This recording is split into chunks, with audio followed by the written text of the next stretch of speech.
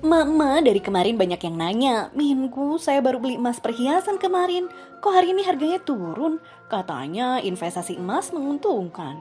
Oke, daripada pusing, kita dengerin aja langsung penjelasannya. Emak-emak lagi perhatiin Rista lagi pakai perhiasan ya. Balik lagi deh sama Rista. Oke, Rista mau langsung aja deh. Rista jawabin pertanyaan dari Minku, dimana katanya ada yang DM dengan pertanyaan seperti ini. Saya baru beli emas perhiasan kemarin, kok hari ini harganya udah turun sih? Katanya investasi emas itu menguntungkan. Nah, mak-mak, pernah nggak sih mak-mak dengar dari temen atau saudara mak-mak yang mantengin harga emas tiap hari? Terus kesel sendiri karena harganya turun, bawaannya tuh cemberut terus kayak anak kecil yang nggak dapat apa yang mereka inginin. Nah, Rista cuma mau kasih tahu beberapa poin aja nih buat emak-emak semua. Yang pertama, kita mesti tahu dulu, apa sih tujuan emak-emak ini membeli emas? Pertanyaannya balik lagi buat emak-emak yang nanya tadi. Apa nih tujuannya untuk beli emas perhiasan? Apa untuk jadi perhiasan yang selalu emak-emak bawa-bawa ke setiap kondangan, arisan, acara keluarga, atau emak-emak ingin mendapatkan keuntungan tiap hari? Ya kalau tiap hari banget sih emak-emak mending jualan aja deh. Apa bedanya dengan berdagang yang selalu dapat keuntungan tiap hari? Ayo, tanya lagi nih, emak-emak, tujuannya untuk apa nih beli emas perhiasan? Kalau tujuannya memang buat perhiasan yang kita pakai sambil menjaga nilai, perlakukan sesuai fungsinya. Nggak perlu cek harga tiap hari juga kali, bikin pusing. Kenapa? Karena fungsinya bukan jadi pedagang harian nih emak-emak.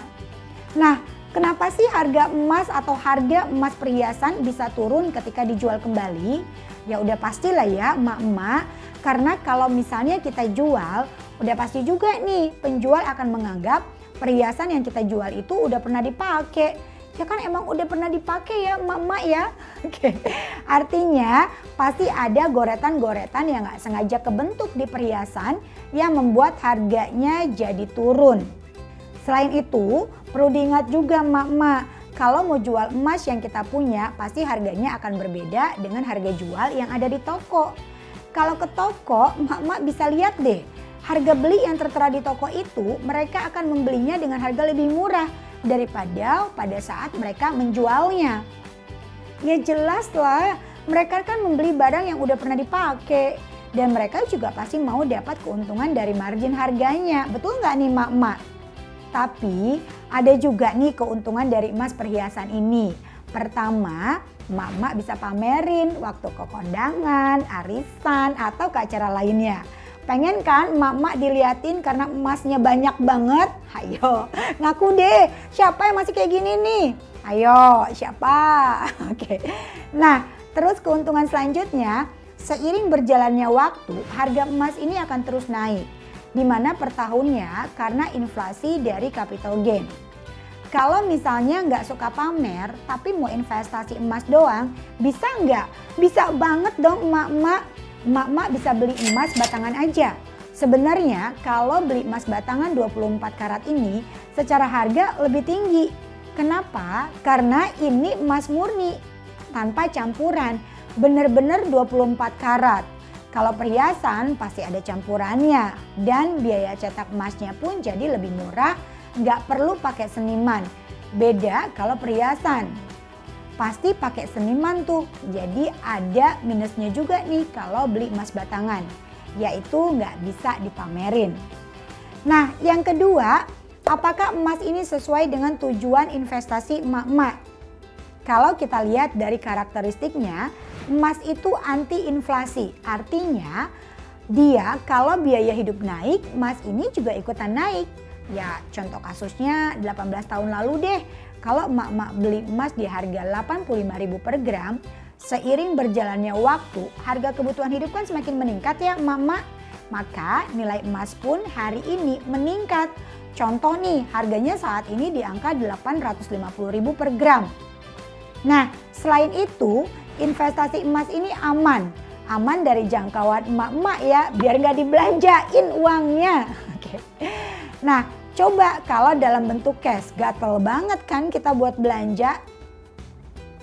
Dan emas ini juga mudah dicairkan. Jadi kalau emak-emak butuh, emak-emak bisa langsung cairkan aja. Nah, apa nih tujuan keuangan emak-emak ini butuh bantuan dari investasi emas? Misalnya mau nabung emas nih untuk dana pendidikan untuk 10 tahun lagi anak kita masuk kuliah.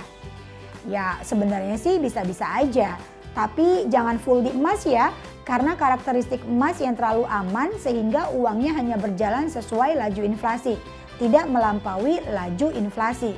Lebih baik sih dicampur. Misalnya lagi mau beli emas buat dana darurat. Kalau dilihat dari karakteristiknya ini tepat sekali. Karena kriteria dana darurat adalah aman, liquid, dan mudah dicairkan. Ini semua ada dalam karakteristiknya emas. Gimana emak-emak? Masih bingung juga? Kalau bingung boleh komen di kolom komentar deh, nanti Rista jawabin. Kalau emak-emak masih bingung juga buat komposisi investasi untuk mencapai tujuan keuangan emak-emak, boleh loh curhat bareng Rista buat ngomongin keuangannya emak-emak. Nah, spesial buat emak-emak, Rista kasih 20 menit konsultasi gratis. Caranya gampang banget. Langsung aja klik link yang ada di description box curhat bareng Rista. Nah, nanti emak-emak akan dijadwalkan untuk konsultasi curhat langsung bareng Rista. Oke emak-emak, segitu aja dari Rista di video kali ini dan sampai ketemu di video-video curhat bareng Rista berikutnya. Jadi jangan lupa ya untuk like, subscribe, dan share semua video-video curhat bareng Rista. Biar kenapa? Udah pasti ya. Biar kita bisa membantu emak-emak di luar sana untuk melek keuangan bareng Rista dan Finansialku.com. Yuk waktunya wanita berdaya, keuangan terjaga, keluarga sejahtera bareng Rista dan Finansialku.com. Setelah konsultasi keuangan, kebongkar deh.